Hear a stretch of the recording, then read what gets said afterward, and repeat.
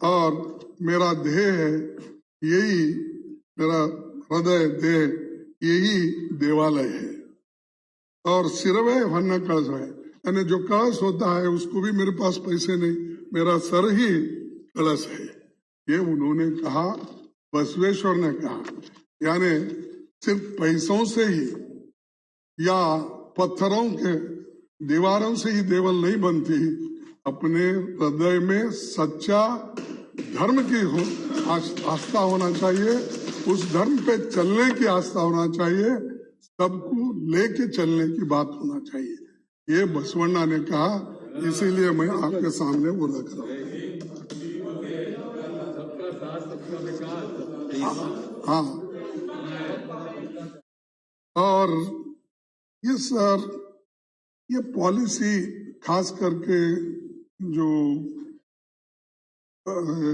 राष्ट्रपति जी का अभिभाषण होता है, ये एक पॉलिसी डॉक्यूमेंट होता है और एक विजन स्टेटमेंट के तौर से उस भाषण को हम देखते हैं। ये एक ना विजन है, न पॉलिसी डॉक्यूमेंट है, जो 7 साल में करते हुए आए, एक एक गिनते हुए मैं बहुत गंभीरता से, थोड़ी सी हिंदी आती है, इस हिंदी से पूरा मैं पढ़ा। तो पढ़ने के बाद मुझे ऐसा लगा कि बहुत से जो चीजें पहले उन्होंने अपने 8 साल के राष्ट्रपति भाषण में जो कहा गया है, वही उसको एक एक करके कई जगह बदलाव किया, कई जगह शब्दों का बदलाव हुआ, कई जगह कार्यक्रम का थोड़ा उन्होंने इसमें डाला। तो ये जो उन्होंने वायदे करते हुए आए थे और जनता को बुनियादी मसलों का हल न करते हुए सिर्फ अपनी ही बात वो बार बार इसमें कहे। और मैं समझता था कि प्रेसिडेंट ऑफ इंडिया, उनका आखिरी भाषण है, शायद आखिरी है ना इसमें, अगर रिन्यू हुआ तो फिर सेकंड होगा, वो बात हो रही। तो मैं सोचा था कि वो एक बहुत ही गरीब कुटुंब से आते हैं और दलितों के बारे में उनके पास बड़ी भावना है सुधार के लिए। तो मैं समझा था इस डॉक्यूमेंट में कुछ नया लोगों के लिए, गरीबों के लिए, किसानों के लिए, महिलाओं के लिए मिलने वाला, लेकिन कुछ नहीं मिला। वो तो छोड़िए, अरे आपकी बारी आएंगे तो बोलो, बार बार मत मुझे छेड़ो, मैं भी उतना ही गंभीर लेता हूं। सर, महंगाई, उसमें महंगाई का कोई जिक्र नहीं है, इसको कैसा कंट्रोल करने वाले। बेरोजगारी का नहीं है, किसान और मजदूर की बुरी जो हालत है और SC ST पर जो ज्यादती हो रही है और गंभीर आर्थिक चुनौतियां जो है, ये भी उसको टैकल करने के लिए उसमें कुछ नहीं कहा गया। हमारा लोकतंत्र आज बड़े खतरे में है, क्योंकि सच बोलने नहीं देते, सच करने नहीं देते। अगर कोई सच बोलता है तो उसको देशद्रोही बोलते हैं, जो सत्य बताता है तो भी उसको देशद्रोही बोलते हैं। और अपने विचार को, जब फ्रीडम ऑफ स्पीच है आपको, अपने विचार को जब आप रखते हैं तो भी उसको नकार देते हैं। लेकिन बार बार हमको यही याद दिलाते हैं, 70 साल में आपने क्या किया। बार बार, कितने बार बोलेंगे भाई, और हर आदमी यही बोलता है 70 साल। अगर मैं भी अनेक बार बोला, नहीं बोलना चाहिए। 70 साल में अगर हम कुछ नहीं करते तो आज जिंदा नहीं रहते आप, क्योंकि आपने कहा वो फिर मैं नहीं जाता हूं, आज जो डेमोक्रेसी और प्रजातंत्र और आज संविधान है, ये रहने की वजह से आप सभी लोग जिंदा हैं, आपको बड़े बड़े पद मिले हैं।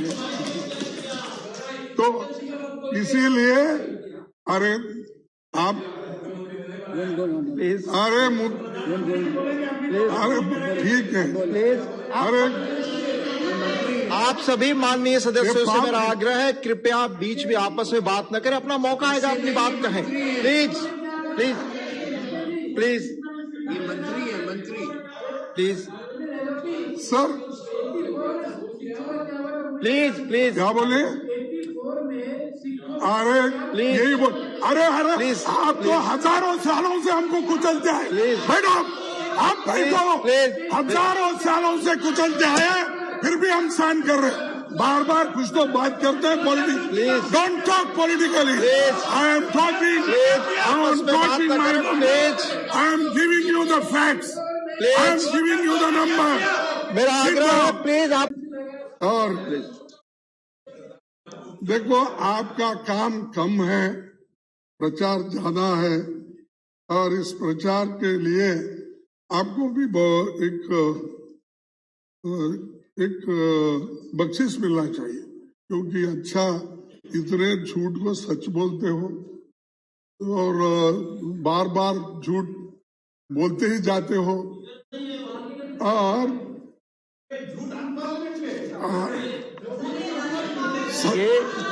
ठीक भाई, सत्य से दूर, सत्य से दूर, हाँ, झूठ। ये शब्द हम रिकॉर्ड से एग्जामिन कराएंगे। प्लीज किसी भी पक्ष माननीय सदस्यगण, किसी भी पक्ष के द्वारा ये शब्द इस्तेमाल हुआ है उसको हम रिकॉर्ड एग्जामिन कराएंगे और नियमता इसमें हम देखेंगे। नहीं प्लीज सर, मैं ये कहूंगा सर, ठीक है वो निकाल दीजिए, या असत्य बोल के बोलिए और सत्य से दूर है। तो ये है आपके, और जब विपक्ष में आपके कामकाज पर सवाल उठाता है तो हमेशा आपको धर्म खतरे में निकल दीजिए। बार बार धर्म खतरे में है। आप लोग ऐसा बोल रहे हैं कि आपको डेमोक्रेसी खत्म कर रहे हैं, आप संविधान को खत्म कर रहे हैं। हमको ही उल्टा बोलते हैं। जो लोग खुद करते हैं और वही लोग ये बार बार बोलते रहते हैं। और दूसरी, मैं आऊंगा कि बेरोजगारी की बात। आज बहुत हर जगह बेरोजगारी है, और खास करके युवा बहुत ही एक उनमें समाधान नहीं है, इसीलिए कि काम नहीं मिल रहा, इसीलिए कि इन्वेस्टमेंट नहीं आ रहा, इसीलिए कि बड़े बड़े कारखाने बंद हो रहे हैं, और सरकारी नौकरियां भी जितनी हैं वो भी बंद हो गई।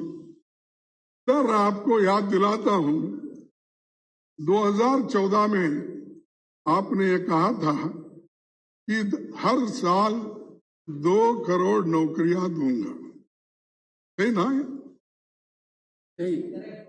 अब तक तो आप 15 करोड़ नौकरियां देने थी, लेकिन दिए कितने?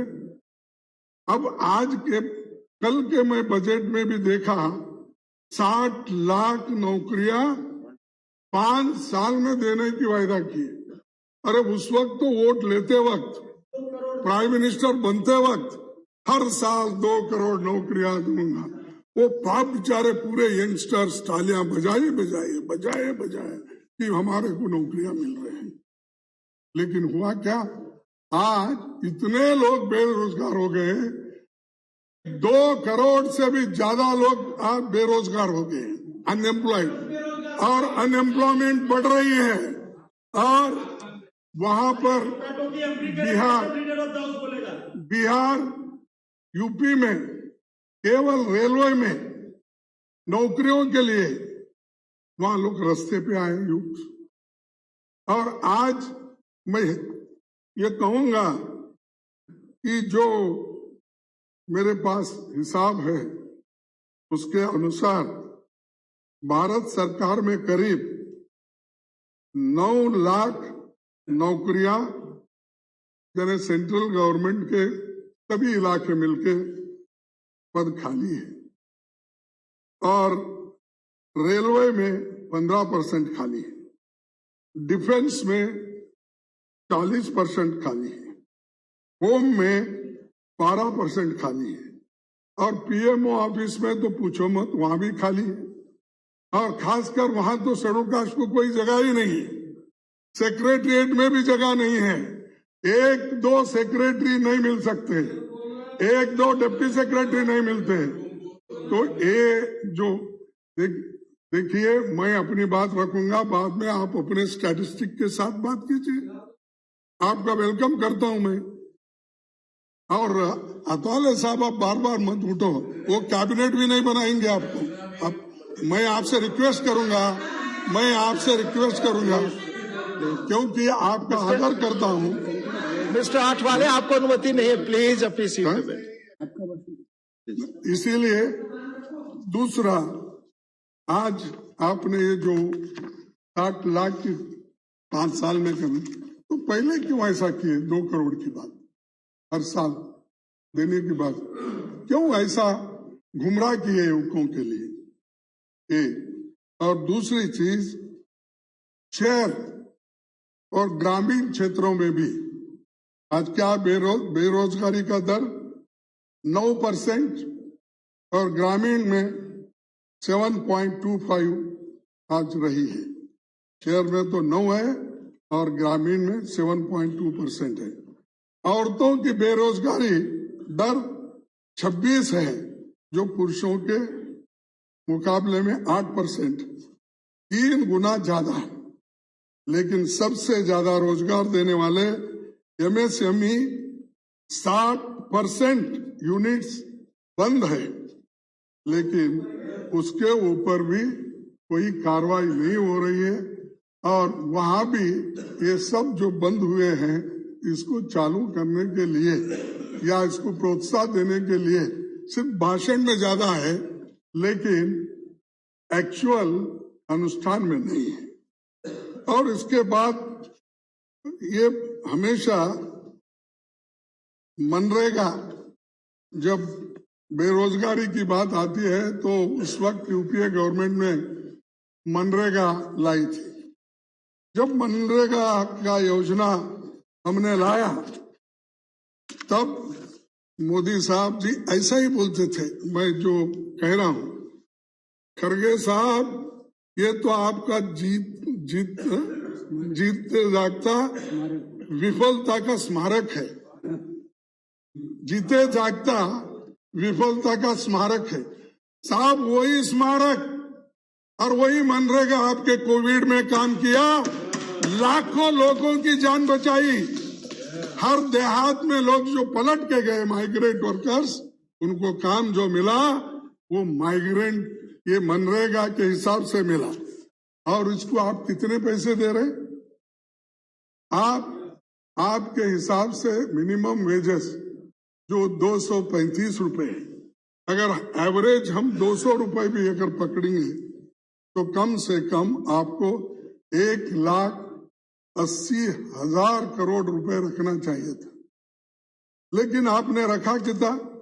73,000 करोड़। 73,000 करोड़ और मिला नौकरी।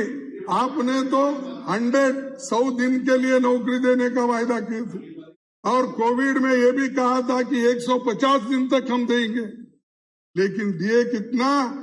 सिर्फ 20 दिन सबको नौकरी मिला है। 20 दिन, यही आंकड़े उनके पास है और वही आंकड़ों से मैं लिया हूं। सिर्फ 20 days 7 crore house hold people जो बेरोजगार है उनको 150 दिन कोविड केस में देने का और उसको कम से कम 100 दिन कानून के तहत देने का ये उनका था। लेकिन आज जो पैसा आपने रखा ये सिर्फ 73,000 करोड़ आज आपने दिया। तो ये मनरेगा के वजह से कुछ बचा, आपकी मान मर्यादा सब कुछ यूपीए गवर्नमेंट के स्कीम से बचा। आपकी वजह से नहीं। और अब price rise, wholesale price rise. Sir, आपके राष्ट्रपति के अभिभाषण में तो महंगाई के बारे में ज्यादा समझाया नहीं, अगर बात भी नहीं किया, जिक्र भी नहीं किया। तो 2021 में 12 साल का रिकॉर्ड तोड़कर 14.23 हो गया। यानी महंगाई इतनी बढ़ गई है, 12 साल में उतनी महंगाई नहीं थी। आज इन्फ्लेशन 14.23% हो गई है। 2020 में कच्चे तेल की कीमतें, ये तो आपको मालूम है, $25 प्रति बैरल तक पहुंच गई थी, लेकिन पेट्रोल डीजल का दाम बढ़ता रहा। जनवरी से नवंबर 2021 के बीच पेट्रोल डीजल की कीमतें 30% बढ़ी। अधिक अपने पेट्रोल प्रोडक्ट्स पर एक्साइज ड्यूटी 275% बढ़ा दिया, और पिछले 7 सालों में केवल एक्साइज ड्यूटी पे आपने जो पैसा कमाया वो करीब 25 लाख रुपए आपने कमाया, 25 लाख करोड़ आपने कमाया। और फिर भी हर साल, हर वक्त, हर दिन, हर वीक पेट्रोल और डीजल के दाम बढ़ते ही जाते हैं। और फिर भी कहते अच्छे दिन में लाऊंगा। कहाँ है साहब अच्छे दिन? पेट्रोल बढ़ रहा रोज, इन्फ्लेशन हो रहा, दाल की कीमतें बढ़ रही हैं, हाँ, पल्सेस के दाम बढ़ रहे हैं, सारी चीजें। और एलपीजी हमारे जमाने में, उसकी तो बहुत चर्चा आप हमेशा करते हैं, उज्ज्वला योजना की। मैं पूछता हूँ, हर एक आदमी की ये जरूरत है एलपीजी की। 117% बढ़ गया। जो 2014 में सिलेंडर की कीमत 414 थी, और आज 1000 रुपए। पहले 414 रुपए थी, आपके जमाने में वो बढ़कर 1000 तक आ गई है। यही आपके अच्छे दिन है, और अच्छे दिन आप अपने करतूत में दिखा रहे हैं, अनुष्ठान में दिखा रहे हैं। आप जो अनुष्ठान कर रहे हो इससे मालूम होता है। और उसी के साथ आपके जो कीमतें जो बढ़ गए, दाम बढ़ गए, तो अब कम से कम 81% तक आ गए। और दालों के दामों में 60%, सब्जियों के दामों में 50 से 84% बढ़ोतरी हुई। सभी जरूरी सामने जितने भी एसेंशियल कमोडिटीज है, उनके इतने बड़े, मेरे पास बहुत बड़ा लिस्ट ही है, अगर मैं ये दे सकता हूं, क्योंकि समय की कमी होने की वजह से मैं व्हीट की कितनी परसेंट, 52% बढ़ी है 14 में जो थी, अब के तुअर की क्या है 39%, ग्राम दाल 60%, मसूर की दाल 39%, और मशरूम ऑयल 41%, और वनस्पति 59%। ये सारे अगर मैं पढ़ते जाऊं तो सब चीजों में आपका बढ़ोतरी है। मैं वो दे दूंगा, उसमें रखूंगा कि कितना आपने बढ़ाया, और फिर भी अच्छे दिन लाए। अरे, एक तरफ इन्फ्लेशन है, एक तरफ अनएम्प्लॉयमेंट है, और एक तरफ आप जो कहे उसको भी आप नहीं निभा रहे। तो फिर ये अच्छे दिन आए कहाँ? और अच्छे दिन किनके लिए आए? सिर्फ यहाँ तालियां बजाने से, हमको हुट आउट करने से मसला हल नहीं होता।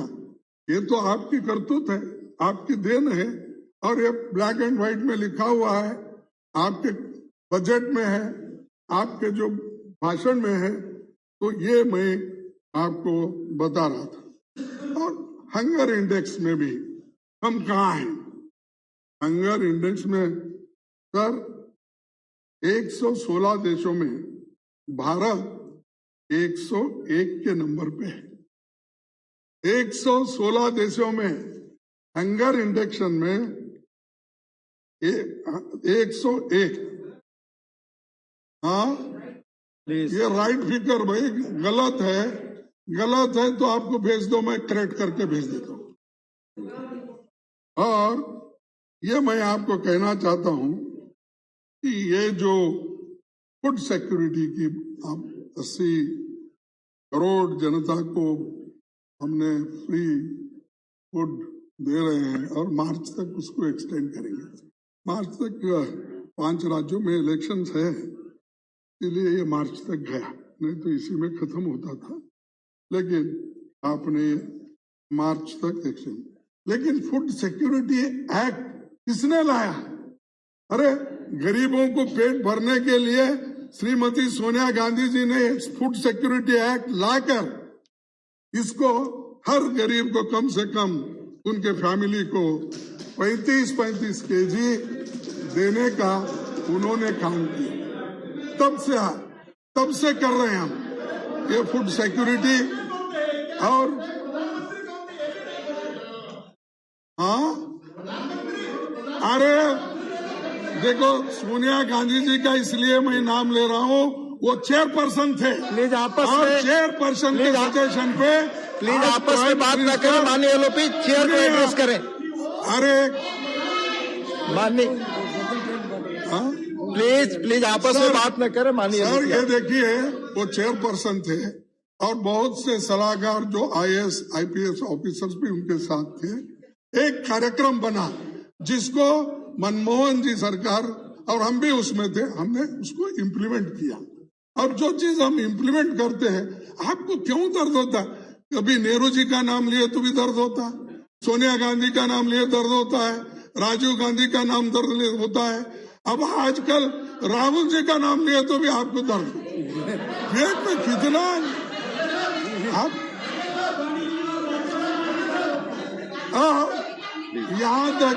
यहाँ तक सर, यहाँ तक कि वो वाजपेयी का नाम भी आजकल नहीं चल रहा है, वाजपेयी का नाम भी नहीं, अद्वानी का नाम भी नहीं चलता। तो आज प्लीज अरे सुभाष चंद्र बोस सर, सुभाष चंद्र बोस तो हमारे लीडर थे, उनके नहीं। चलो छोड़िए। और मैं सब दूसरी बात भी आपके सामने रखूंगा, ये भी बड़ी गंभीरता की बात है सर, ये सभी मिलकर सुलझाने की बात है। ये जो इकोनॉमिक इनइक्वालिटी आई है, ये तो अनप्रेसिडेंटेड है।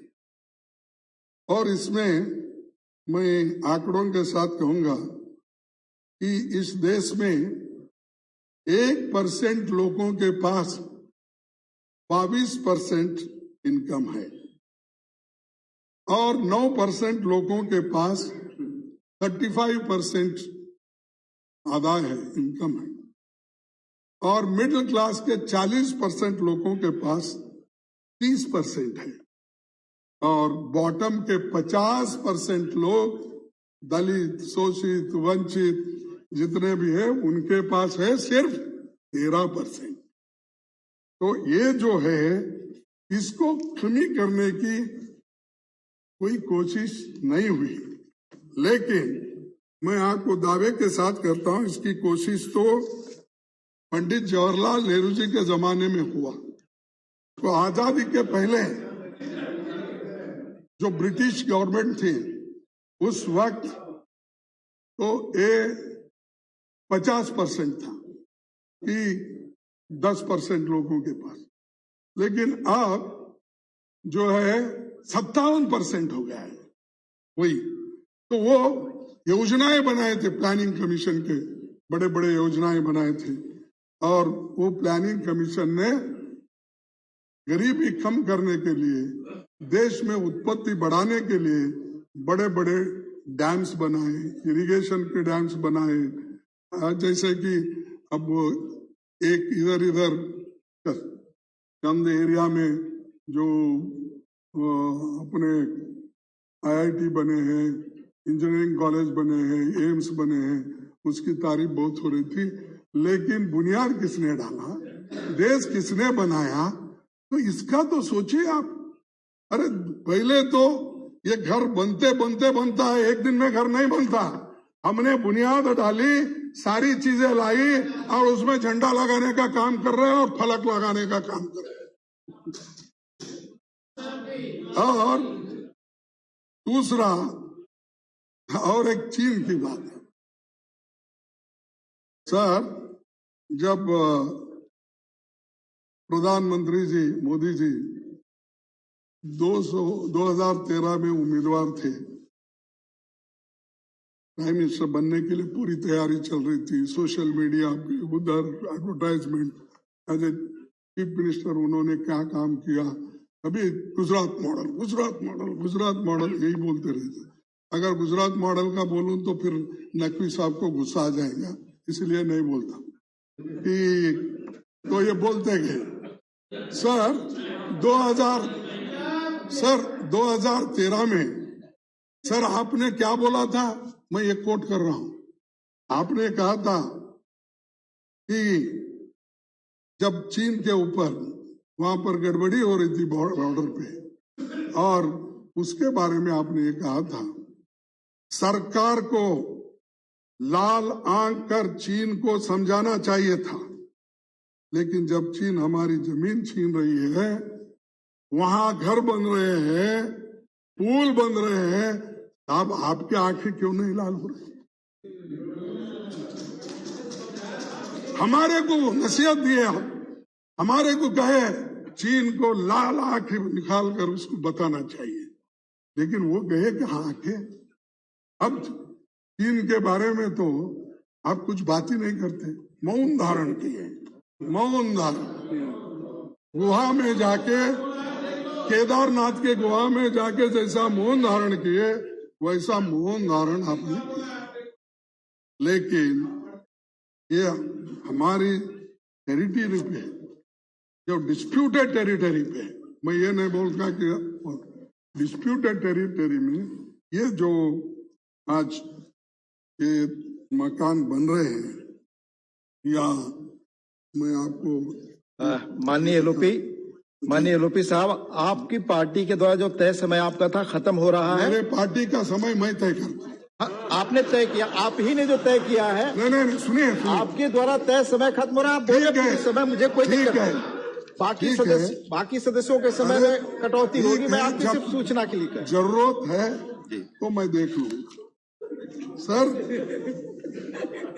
सर ये है चीन का, ये है घर जहां बंदे हो, ये है सड़क, फिर आपने इसके बारे में अब तक छुपी क्यों साधी है, क्यों इसके ऊपर बोल रहे हैं? तो ये जो आपकी छुपी बैठना, इसके बारे में एक्सप्लेन करना पड़ेगा, इसके बारे में कहना पड़ेगा। और जो सैकड़ों सैनिक हमारे वहां पर बॉर्डर पे है, बहुत से सैनिक वहां पर शहीद हो गए, तो इसीलिए आज वो एक तरफ है। दूसरी चीज, सब चीन से इतना प्यार है आपको, 2013 में इंपोर्ट की, सर मैं आपको बता दूं, 2013 में इंपोर्ट 3,08,000 करोड़ रुपए का था, 2021 में 7,20,000 करोड़ रुपए का इंपोर्ट हो रहा है। इसका मतलब ज्यादा हुआ कम हुआ? तो उस जमाने में 3.8 लाख करोड़ 2003 में, आज आप 7,30,000 करोड़ का इंपोर्ट कर रहे हैं। और ट्रेड डेफिसिट कितनी है हमारी? 2013 में 2,70,000 करोड़ थी, तो आज वो बढ़कर 5,25,000 करोड़ रुपए हो गई। तो ये चीन के तहत आपका झूले में बैठने का ये जो ये हुआ है, उसकी देन है। वो आपका हृदय जीत लिए है आपने। अरे झूले में बैठ के हम एक जगह बात कर रहे हैं तो इसको दे दो, तो पूरा इंपोर्ट वहां से कर रहे हैं और आपका एक्सपोर्ट कम है। इसके बावजूद भी 4 गुना हमारे से भी ज्यादा आप हमें जो भेजते हैं उससे 4 गुना ज्यादा हमारा इंपोर्ट है। एक तरफ है। और आपका ये जो मैं हमेशा आत्मनिर्भरता की बात होती है, मैं ये आत्मनिर्भरता बोलूं क्या चीन पर निर्भरता बोलूं? और 370 आर्टिकल खत्म करके जोर जोर से बोले भाई वो अमृतसर से आए हुए नेता, ऐसा हुआ वैसा हुआ। 7/3 से 371 जाने के बाद 500 आतंकी घटनाएं घटी, 500 इंक्रीज हुआ। और हमारे पड़ोसी देशों से हम हमेशा याद रखना चाहिए कि मैं कहने की जरूरत नहीं, आपको तो अनुभव है, तो हो सके उतना मिलजुल के चलने की कोशिश होना चाहिए। जहां अगर वो दुश्मन हमारे लिए बहुत मुसीबत बनता है तो हम खत्म करो।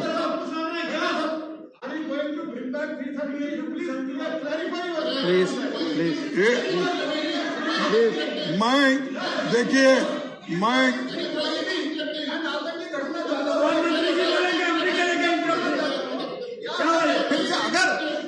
भविष्य में अगर संभावना आती है, प्लीज आप सबसे अनुरोध है, प्लीज सिट डाउन, प्लीज। और आत्मनिर्भरता की बात में तो मैं पहले ही कहा कि ये IITs है, एम्स है, पॉलिटेक्निक है, ITI ऐसे जैसी चीजें बना के स्किल डेवलपमेंट को प्रोत्साहन उस वक्त भी मिला। लेकिन आज मेक इन इंडिया की घोषणा करने के बावजूद भी ये यशस्वी क्यों नहीं हो रहा? और हमारा मैन्युफैक्चरिंग ग्रोथ भी सालाना 14% तक लाने की बात आपने कही थी, लेकिन ये -7.2% हो गई है। तो ये जो हर फील्ड में, इकोनॉमिक फील्ड में और मेक इन इंडिया का हो, आत्मनिर्भर का हो, चाइना का हो, ये सारी चीजें आपने जो कही थी ये सब एक के बाद एक आज फेल हो रही है। और डिसइन्वेस्टमेंट, आप ये बड़ी बात है गरीबों के लिए, देश के लिए भी। तो हम प्राइवेटाइजेशन सब चीज में करने जा रहे हैं। जो फायदे के ये हैं, जो कारखाने हैं या कंपनीज हैं, वो सबको हम आज ये कर रहे हैं।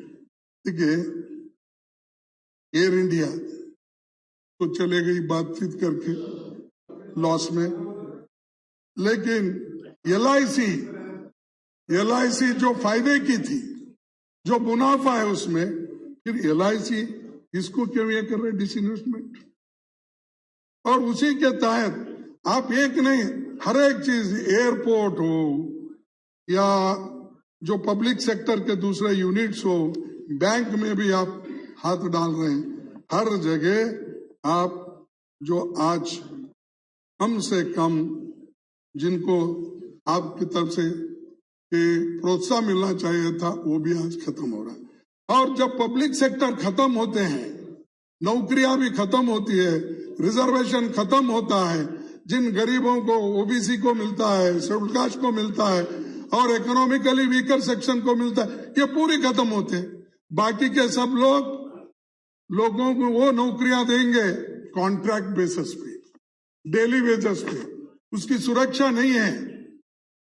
वो कहां जाना?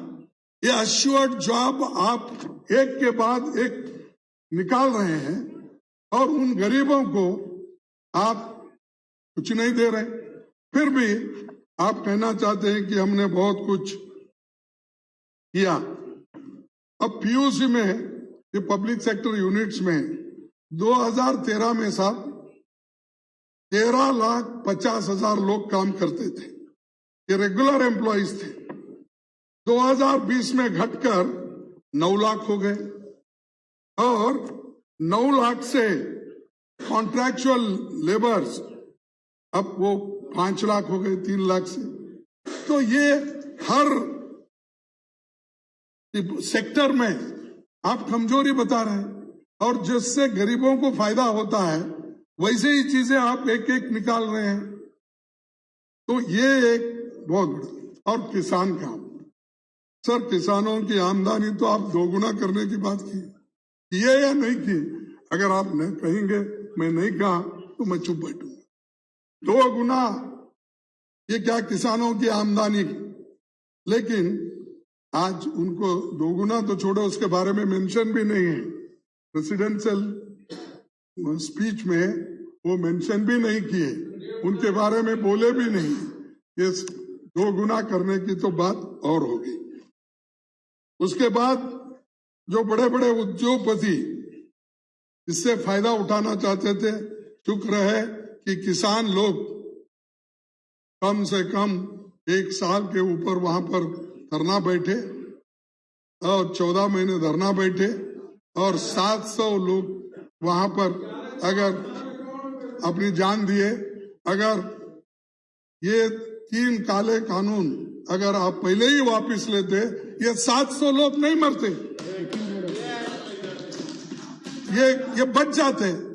लेकिन आप हठधर्मी से हम जो करते वो अच्छा है, हमने जो किया वो अच्छा है, यही अगर आप करते रहेंगे, अपने बात पे अड़े रहेंगे, तो मैं आपसे निवेदन करूंगा कि चंद बातें दूसरों की भी सुना करो।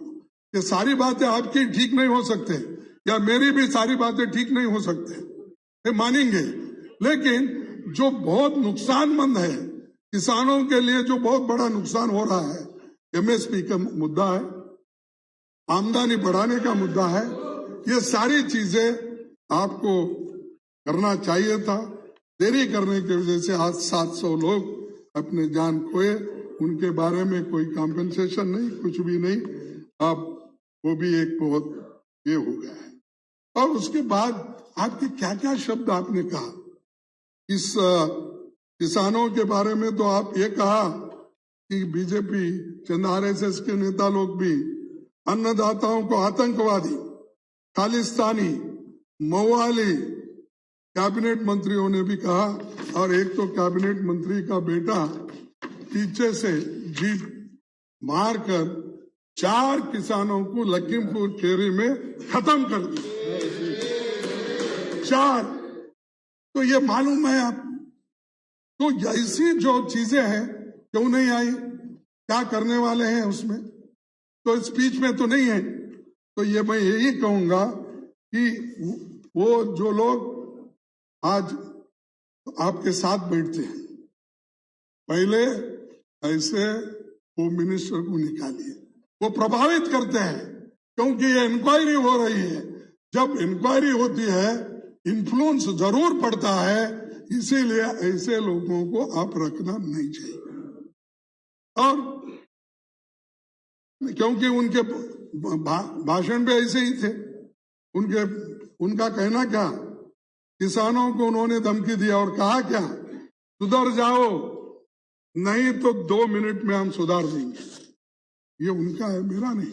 आप भी पढ़े होंगे, लेकिन आप क्विक एक्शन लेने वाले हमेशा इसके बारे में क्यों नहीं लिए? क्विक ड्रॉप करना था नहीं, क्योंकि अब बहुत ये यूपी का इलेक्शन एक है ना, एक बीच में आ रहा है, तो शायद ये चीजें भी मैं आपको बताना चाहता हूँ।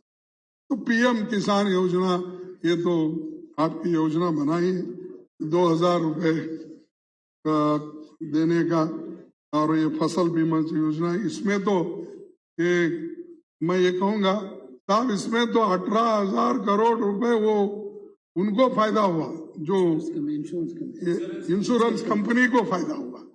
किसानों को फायदा नहीं हुआ ज्यादा, सबसे ज्यादा उनको फायदा हुआ। वो स्कीम अभी भी चल रहा है और इससे कंपनी लाभ उठा रहे हैं। और आज बीज है, खाद है, डीजल है, पानी है और इलेक्ट्रिसिटी है, ये तो किसानों के तो बढ़ ही रहे हैं दाम। तो दूसरे तरफ हम अमीरों को मदद कर रहे हैं। इसीलिए मैं ये नहीं कहूंगा कि सारे आपके दोस्त हैं, लेकिन बहुत से लोग आपके दोस्त हैं उसमें, क्योंकि पहले से आपसे जुड़े हुए हैं, इसीलिए मैं उसको कुछ नहीं कहना चाहता। दूसरा, ये दलितों पर इतने अत्याचार हो रहे हैं। हमेशा हम क्या करते हैं कि दलित की जब बात आती है, शेड्यूल कास्ट की बात आती है, बैकवर्ड्स की बात आती है, तो हम हमेशा तुम क्या करें, उन्होंने क्या करें, आप क्या कर रहे थे। तो ठीक है, आपके जमाने के आंकड़े ही मैं देता हूं। अगर हमारे जमाने में गलती हो गई तो आपने तो हमको बताया, हमको जो करना था कर दिए। लेकिन आप 2015 से लेकर 2020 के दौरान शेड्यूल कास्ट के खिलाफ अपराधों में 30% और एसटी के खिलाफ 26% बढ़ोतरी हुई है। तो ये बढ़ोतरी हो गई है। तो ये आपका ये है। और 2000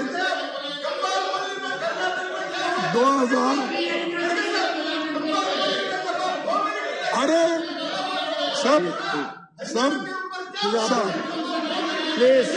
चल, हरिजन नहीं बोलते, एससी एसटी बोलते।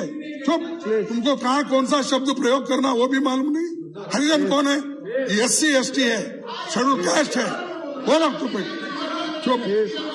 तो इसीलिए सर बात ना करें प्लीज। तो 30% और 26%। तो उसके बाद में 2018 से अब तक सर शेड्यूल कास्ट का स्कॉलरशिप, इसमें पोस्ट मैट्रिक स्कॉलरशिप की रकम 6 करोड़ रुपए थी, वो घटकर 1300 करोड़। ये आपके आंकड़े हैं, आपके पास से ही लिया हूं। और आप कितनी मेहरबानी शेड्यूल कास्ट के ऊपर, उनके बच्चों के ऊपर आपने की है। और सबसे बुरी हालत अब ये हो रही है कि क्रिश्चियन कम्युनिटी, इसको बहुत से जगह 2021 से लेकर अब तक 500 हमले हुए चर्चों में। कहीं कन्वर्शन के नाम पे हमला करना, कहीं धर्मांतर कर रहे हैं आप उसके ऊपर। तो ये जो संस्था है, यहां तक कि मदर तेरेसा की संस्था जिसका दुनिया भर में नाम है, उसका भी वहां पर भी हरासमेंट चल रहा है। उसी ढंग से कर्नाटक में तो एंटी कन्वर्शन बिल लाके वहां पर भी क्रिश्चियनों को तंग किया जा रहा है। तो भैया आप किस चीज को तंग करना चाहते हैं? खैर, सभी लोगों को भेजना चाहते हैं, माइनॉरिटीज को भेजना चाहते हैं, क्रिश्चियन को भी भेजना चाहते हैं, दलितों को तंग और तबाह कर रहे हैं, महिलाओं का शोषण कर रहे हैं सब।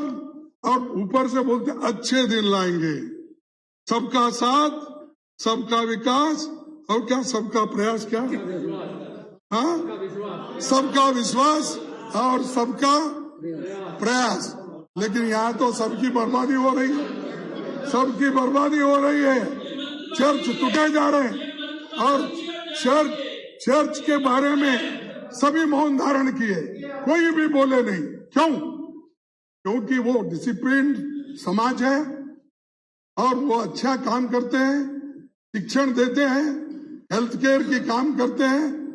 तो वो लोगों को, और बहुत से लाभार्थी यहाँ हैं, बहुत से लोग अपने बच्चों को मिशनरी स्कूल में पढ़ाते हैं, अंग्रेजी स्कूल में पहला बोर्ड लगा देते हैं।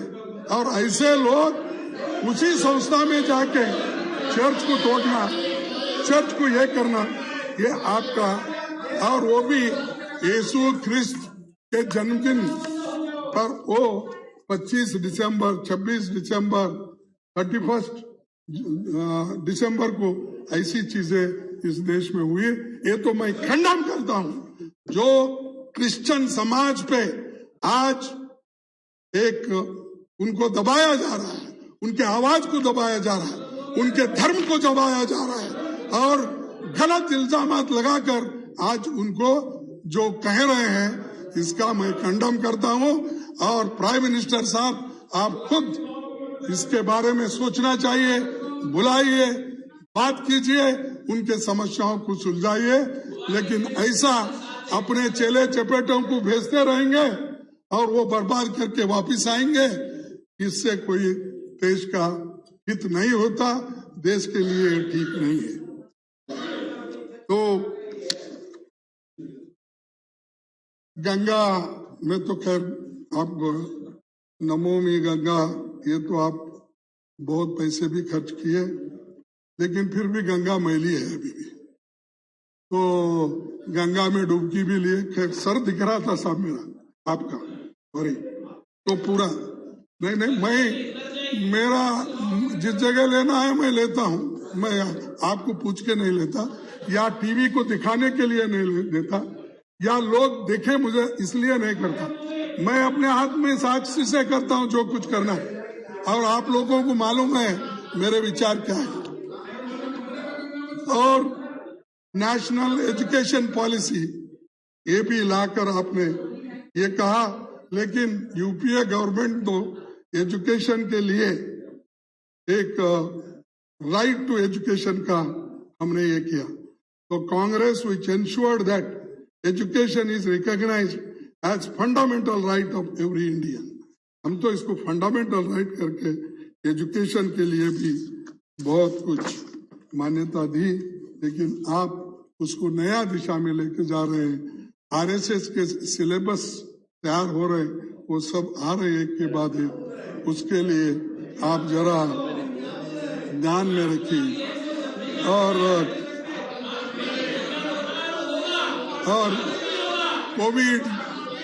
कोविड का तो बहुत क्रेडिट लिया गया, और शुरू प्रारंभिक भाषण में कोविड के बारे में 3-4 पेजे उसमें बताए गए, और आप भी बार बार कोविड के बारे में कहा। ठीक है, जब कोविड की दूसरी लहर आई तब तो आप फेल हो गए। कोविड के दूसरे लहर में जो करना था उसका प्रिकॉशन नहीं लेने की वजह से आप बहुत से पूरे, अगर आप स्टैटिस्टिक्स रियल डाटा अगर निकालेंगे साहब, 50 लाख से भी ज्यादा लोगों की मौतें हो गई रास्ते पे। अब रेलवे प्लेटफॉर्म पे हर जगह, और जलाने को जगह नहीं है, और तो गंगा नदी में तैर रहे थे बहुत से ये मौतें। तो ये जो है सारे लाशें तैर रहे थे। और ये टीकाकरण की जो आपने बात की, इसमें तो आप अभी 50% है। कल मैं इकोनॉमिक सर्वे देखा, उसमें 49% समथिंग आपने उसमें बताया। तो जब आपके इकोनॉमिक सर्वे में अगर वो है, तो ये फिगर कहां से आ गए? 57% तक हमने दिया, फलाना दिया वो।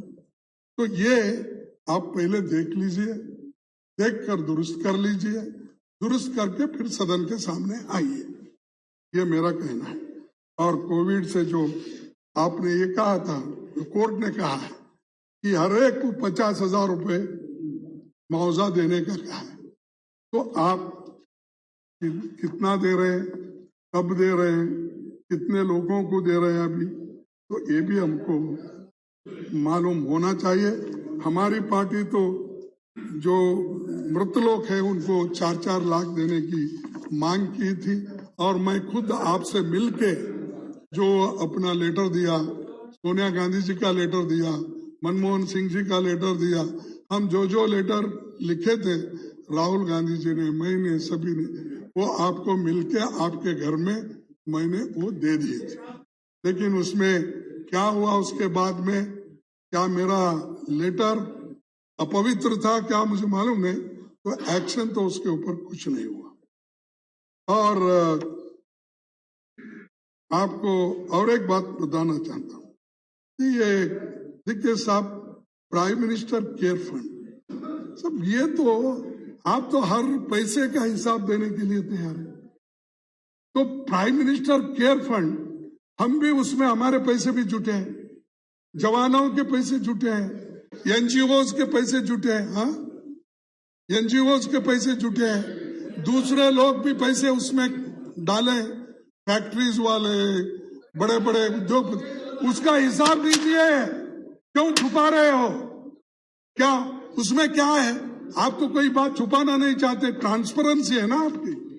जब ट्रांसपेरेंसी आपका है तो इसके ऑडिट क्यों नहीं होना? सीएजी रिपोर्ट में क्यों नहीं आना चाहिए? ये सारी चीजें, आपका ट्रस्ट एक अलग ही हो गया, क्योंकि उसको अलग कानून मैंने बना लिया, इसीलिए किसी के सामने ये हिसाब देने की जरूरत नहीं है, इसको पूछने की जरूरत है। जो कुछ भी है तो मेरे पास है, मैं जिसको दूंगा उसी को दूंगा, वो मेरा है, ये आपका नहीं साहब, ये देश के जनता का है, देश के लोगों का है। वो विश्वास रख के आपको दिए, उसका हिसाब तो आप देना ही पड़ेगा। मैं डिमांड करता हूं उपसभापति जी, उसका हिसाब आप दे, किस किस चीजों के लिए आपने खर्च किया, कहाँ खर्च किया, किस बात पे खर्च किया, कितना जमा हुआ, वो भी हमको बता दीजिए। उसके बाद में लेबर वेलफेयर, ये क्या है साहब? ये लेबर के 4 कानून जो है बड़े मुश्किल है, इसको आप वापस लीजिए। जैसा किसान के 3 कानून वापस लिए, वैसा ये लेबर के लिए बहुत नुकसानमंद है, क्योंकि कोई भी किसको भी डिसमिस कर देता है। ट्रेड यूनियन को स्ट्राइक करने का अधिकार नहीं है, हड़ताल करने का अधिकार नहीं है, यूनियन की बात कोई नहीं सुनता है। तो इसीलिए अगर लेबर की बात को मानना है तो इसको लेबर वेलफेयर का ये 3 कानून को भी आप वापस लेना चाहिए। और आपको मैं यही कहूंगा। माननीय एमपी साहब, समय चूंकि आप खुद तय करते हैं, आपको सूचना के लिए महज कह रहा हूं कि आपके 5 स्पीकर्स और हैं जिन्हें आपने समय दिया, आपने लगभग 1 घंटे लिए हैं, तो आप बाकी लोगों के लिए समय का देखें। मैं आपको हाथ जोड़ के नम्रता से प्रार्थना करता हूं, क्योंकि बहुत दिन के बाद ये सदन सुललित रूप से चल रहा है, विषय को रखना है। मैं ज्यादा आपके दिए समय पर ही मैं आपको याद दिला रहा हूँ। मैं ज्यादा समय आपका नहीं लेता हूँ। मेरा समय नहीं, आपकी पार्टी का समय जो आपने दिया था वही मैं आपको बता रहा हूँ। मेरे पार्टी को भी उसका समय एक्सटेंड करना ये आपके हाथ में, मेरे हाथ में नहीं। ये बीएससी ने तय किया, वही समय हम कर सकते हैं। ठीक है, तो मैं अब आपका ज्यादा वक्त नहीं लेता। और जीडीपी ग्रोथ के बारे में तो फिर वो हमारे नेता लोग फिर बजट में कहेंगे, फिर जिस ढंग से ये अपने फिस्कल पॉलिसीज उसमें क्या क्या किया वो भी उन्होंने वो बात भी कहेंगे। फिर उसके बाद में